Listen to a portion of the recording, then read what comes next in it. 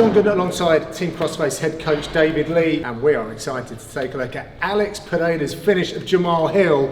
Dave, it looked like we're seeing a highlight. This is all done in like 10-15 seconds, but there's so much more to what goes into a big highlight knockout like that. Of course, Alex Pereira is such a high-level striker. Perhaps we can go through a couple of different ideas about how he's set up that individual moment. Well, yeah, as we were saying off camera, Pereira's striking is years and years of nuanced movement. It looks like it shouldn't work, but where he makes it work, you know it's coming, you know that hook's coming, but there's nothing you can do about it.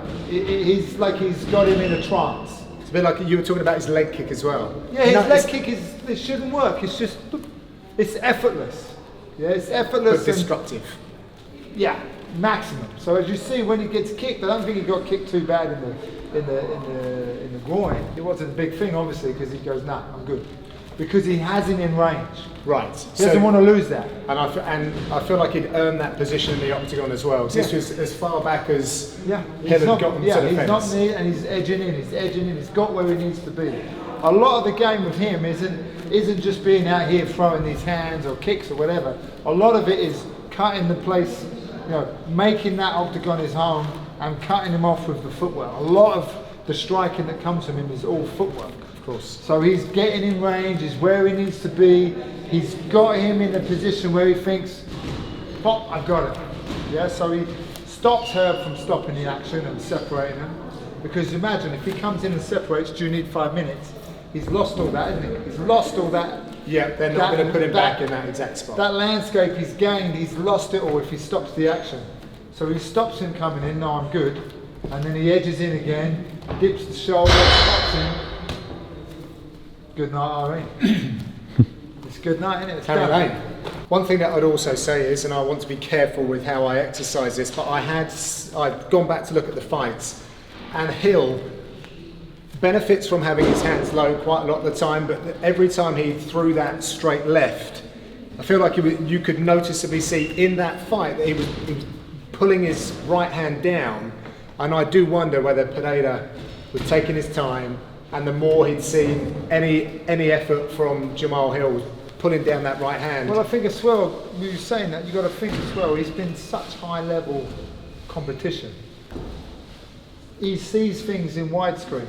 And so when you're doing like, you're there, like a lot of times we do things like on autopilot, yeah? And I might throw this hand and I want to make it so powerful that this hand drops. And it's only got to drop a millimetre for him to go, oh, I've seen that. And then I can go, whoop, and just put that hook straight over the top of it. So those little nuances as well, we don't see. It's invisible to us because we're not looking through his eyes. And he doesn't, he sees the reads. He reads that distance and then he knows. It's almost like the target's getting found and then it's on. So when that's on, he's just got to press fire and off it goes. Yeah. So it's the same thing. Those little nuances of that, his striking is that's what makes it look so easy or looks so streamlined, effortless, because it is. He's done it so many times. The other thing, we haven't mentioned it specifically, but when you're talking about that movement, when you're talking about not letting Herb Dean step in, is this foot battle that you see between orthodox and southpaw, obviously Hill with the southpaw stance, and when he's got himself in position with the foot battle as well, so that he has the angle for the shot. Yeah, classic. It's a great bit of, for any fighter to watch, coaches to watch. If you watch it, it's because sometimes they always say, it's difficult dealing with the southpaw. Yeah. Difficult dealing with the southpaw, but if you watch that, this is how you deal with the southpaw. You keep that, you work on that lead hook. That's your weapon of choice, and now because he's turned towards you, isn't he? He's not away from you. He's turned towards you. That lead hook is right there. Yeah, if I'm trying to throw rear hands on him, it might be a problem. But that lead hook is right there. And where he's winning that foot battle, if I'm here, I've got problems. I've got this power hand coming straight down the pipe. Yeah. But if I'm edging in and I'm keeping that foot off that center line and off your lead leg, that hook is prime. Yeah? Like you say, if that cross comes, I'm dipping out of the way of that, and that hook is picture perfect. Yeah. That's the move, Yeah. right? That's the move to make. Nice. And as you saw, boom. I think we should reenact it. John, ready? Yeah. So that kick come, Can I do this kick? you could try. The kick come and went, I think it's more hip than Yeah. whip. So he's stopped him and then he's still edging in and then it's just whoop! And it doesn't even connect hard, does it? It just picture perfect across the face. That's the nose. A little tickle there, Dave. Nice. I'm gonna see it, yeah, I mean I'll get close as I can.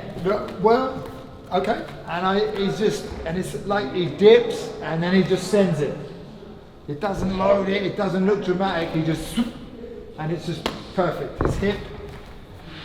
You know, that power from the foot to the hip to the hand, boom. It's just perfect. God given. God given. Yeah, it's perfection. it's just perfection, yeah. Yeah. For him. And if you try to recreate it, it might not work. Definitely couldn't. Wouldn't be able to do it. Perfection at UFC 300. Thank you very much for watching. You've seen this a bunch, but of course you can go to UFC Fight Pass to see the fight in its entirety. Thank you very much for watching.